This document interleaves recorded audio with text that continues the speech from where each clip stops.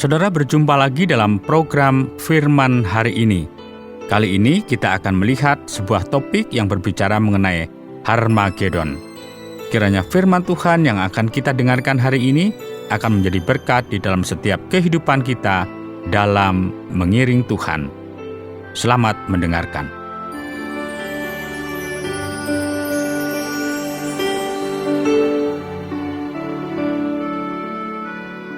Saudara, sesuatu yang sangat menyedihkan karena peperangan akan menjadi bagian dari keberadaan manusia hingga kedatangan Kristus kembali.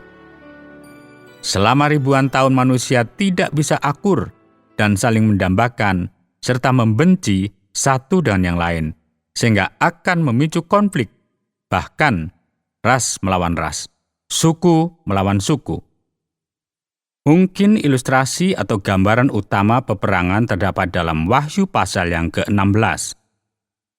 Lokasinya di Israel, disebut Harmagedon. Hanya ada satu ayat yang menyebutkan namanya, yaitu Wahyu pasal yang ke-16 pada ayat yang ke-16. Saudara, ayat ini berbicara tentang peperangan terakhir antara Tuhan dan kekuatan jahat. Ayat tersebut hanya mengatakan, lalu ia mengumpulkan mereka di tempat yang dalam bahasa Ibrani disebut Harmagedon. Sekarang, Harmagedon bersifat simbolis, dalam arti semua konflik spiritual yang dialami manusia menyebabkan mereka saling membenci dan berperang. Ini adalah akibat dari keberdosaan kita. Dan hal ini tidak bisa dihindari sampai Kristus datang kembali. Saudara, ada banyak orang Kristen yang berpikir bahwa mungkin perdamaian di bumi akan terwujud sebagai pendahulu dari kedatangan Yesus kembali. Dan kebanyakan orang Kristen tidak berpikir demikian. Tampaknya hal itu tidak akan terjadi. Gereja Kristen telah bekerja keras selama beberapa ribu tahun sejak kenaikan Yesus, dan kita tampaknya masih belum bisa mewujudkan perdamaian sejati di bumi. Jadi, kecil kemungkinan hal itu akan terjadi. Namun, kemungkinan besar peperangan akan terus berlanjut di berbagai tempat dan karena berbagai alasan, hingga Kristus datang untuk mengakhiri semuanya. Lantas bagaimana dengan tempat ini, Harmagedon? Apa cerita di balik ini? Satu hal yang tidak ingin Anda lakukan adalah mengambil kitab Wahyu di mana hal ini ditentukan secara harafiah. Maksud saya, jangan berpikir bahwa gambaran-gambaran yang disajikan dalam kitab Wahyu atau kitab-kitab lain dalam Alkitab ditulis dalam apa yang disebut bahasa apokaliptik, yang artinya memberitahukan sesuatu untuk mengungkapkan sesuatu. Buku-buku ini ditulis lebih mirip, dan saya tidak ingin Anda salah mengartikannya dan menganggapnya fiksi, sebuah cerita khayalan. Namun, lebih mirip perumpamaan Yesus. Mereka lebih mirip visual. Saya menyamakannya dengan video YouTube, ciptaan luar biasa yang diberikan Roh Kudus untuk memungkinkan orang memvisualisasikan kebenaran rohani. Namun, hal itu tidak boleh dipahami secara harfiah. Dengan kata lain, ketika ada gambar seekor naga atau makhluk berkepala 10 atau 7 berkepala, dan bertanduk 10, dan benda-benda seperti ini, seekor binatang. Hal ini tidak boleh dianggap seolah-olah pada suatu saat akan ada gambar tersebut. Seekor binatang berkepala 10, dan bertanduk 10, dan sebagainya. Surat ini bersifat simbolis, dan orang-orang Kristen mula-mula menerima surat ini yang dikirimkan kepada mereka oleh Yohanes, yang sekitar tahun 95 Masehi. Adalah seorang tahanan Romawi di Pulau Patmos, dan dia mengirimkan surat ini untuk diedarkan di antara gereja-gereja. Itu penuh dengan gambaran yang luar biasa ini. Dan saya percaya alasannya adalah karena Roh Kudus mengilhami Yohanes untuk membuatnya tampak begitu liar. Sangat aneh sehingga para penjaga Romawi akan mengatakan bahwa itu tidak masuk akal dan mereka kehilangan akal sehatnya dan mengirimkannya ke gereja-gereja. Jadi, gereja-gereja akan mampu menafsirkannya dengan benar karena dengan cerdik menggambarkan Roma sebagai musuh umat Kristen dan sebagai Tuhan yang memenangkan peperangan rohani. Bagian dari gambaran yang sangat jelas ini adalah pertempuran terakhir di sebuah tempat bernama Harmagedon. Saudara, kata Harmagedon sebenarnya apa yang disebut dengan transliterasi.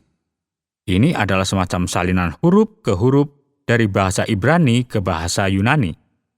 Di sanalah mereka sampai ke Harmagedon. Dalam bahasa Ibrani, kata tersebut adalah har, yang berarti gundukan atau bukit, dan Megiddo adalah nama kota kereta yang mungkin ditaklukkan oleh Raja Daud.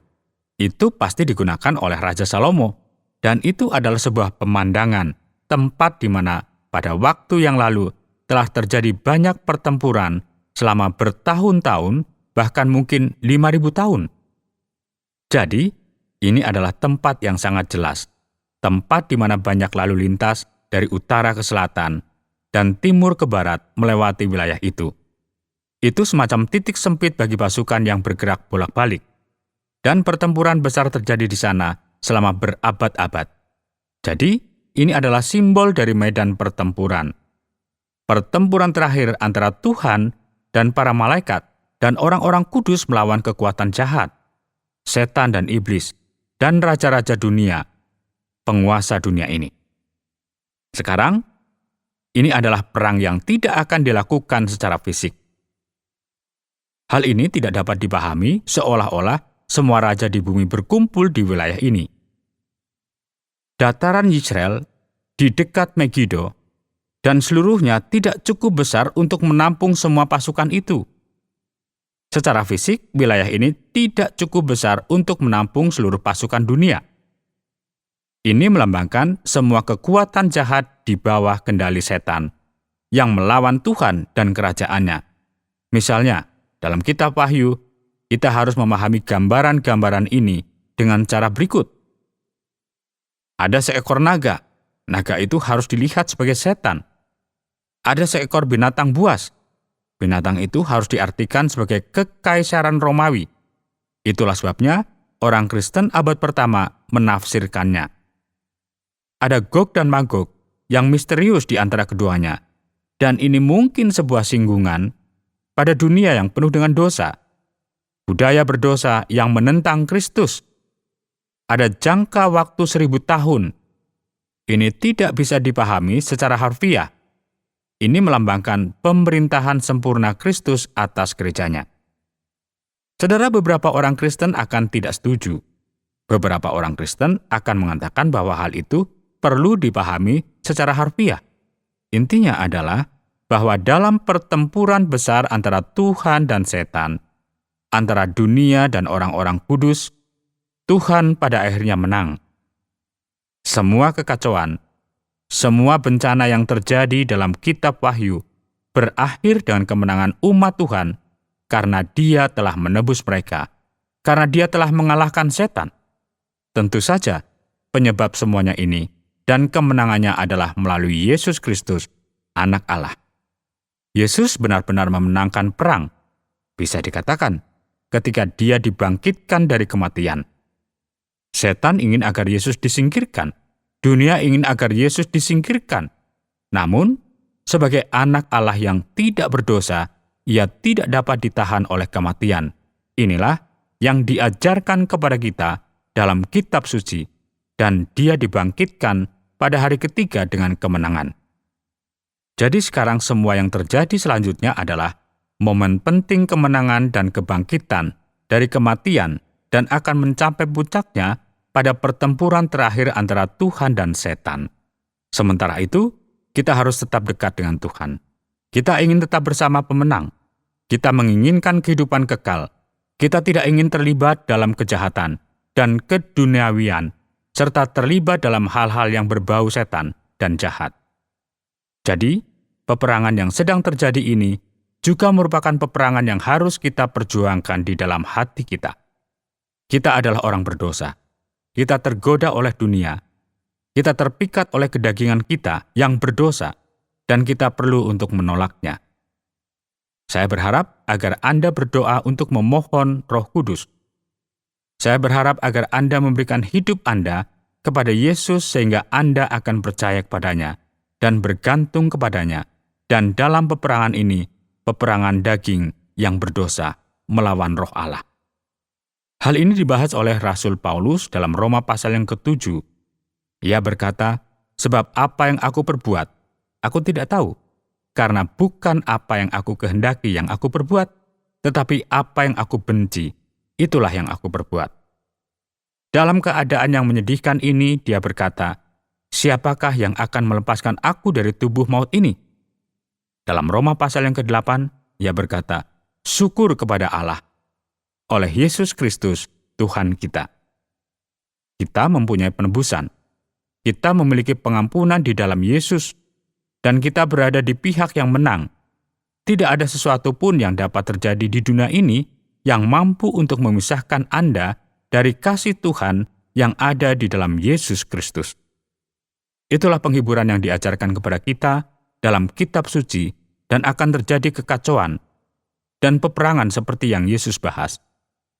Dia mengatakan kepada orang-orang agar jangan takut, jangan diteror, bahkan akan ada perang dan desas-desus tentang perang, kelaparan, dan wabah penyakit. Dan hal-hal ini telah hilang sejak zaman Yesus dan akan terus berlanjut hingga kedatangannya kembali. Jadi, kita tetap dekat dengan Gembala yang baik. Kita tetap dekat dengan Tuhan Yesus, dan kita tidak kaget ketika ada perang baru yang berkobar. Ada beberapa kali di mana manusia mengira ini adalah akhir dunia dengan perang dunia, dan siapa tahu, kita tidak berdoa. Tapi mungkin akan ada perang dunia lain suatu saat nanti. Apakah ini berarti akhir umat manusia, akhir dunia? Belum tentu. Kita harus cerdas sebagai orang yang percaya kepada Yesus, dan bagaimanapun kondisinya, ketahuilah bahwa Kristus telah meraih kemenangan kekal. Saudara, terlepas dari apa yang terjadi di dunia saat ini atau di masa depan, Kristus telah meraih kemenangan, sehingga kita tetap dekat dengannya. Kita mengetahui hasil dari pertarungan terakhir antara Tuhan dan setan, antara yang baik dan yang jahat.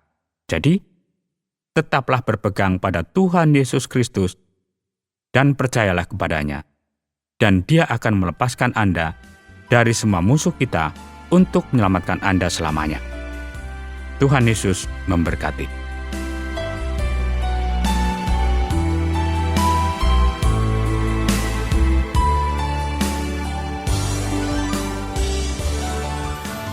Saudara pendengar, terima kasih banyak karena sudah bergabung dengan program Firman hari ini.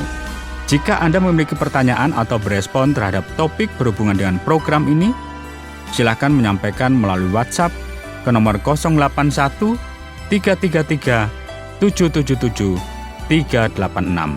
Terima kasih atas perhatian Anda.